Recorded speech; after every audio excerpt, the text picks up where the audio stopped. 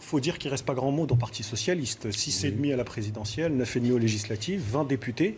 Aujourd'hui, vous êtes coincé entre la France insoumise de Mélenchon qui se revendique la vraie gauche, la gauche dure, une social-démocratie qui essaie de décliner Emmanuel Macron. C'est pas de la social-démocratie. Moi, j'ai une question deux questions à vous poser. Allez-y. À quoi sert aujourd'hui le Parti socialiste?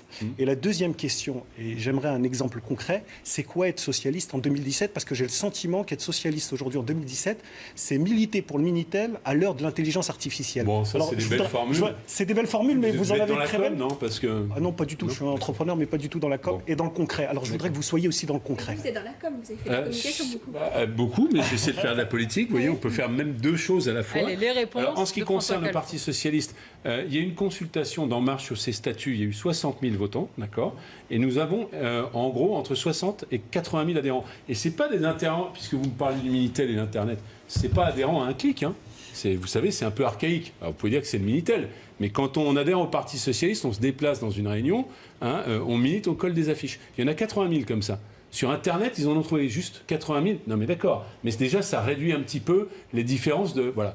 Ensuite, il y a une petite différence. À quoi ça sert? Eh bien, ça sert, par exemple, à dire, non pas qu'il y a une social-démocratie qui est en œuvre, mais à pointer, comme je viens de le faire, un exemple sur la loi travail, la régression pour les salariés. Je vous donne un deuxième exemple. Vous êtes moins audible que votre ami de chez Mélenchon. Justement, pour rejoindre la question d'Aziz Beni.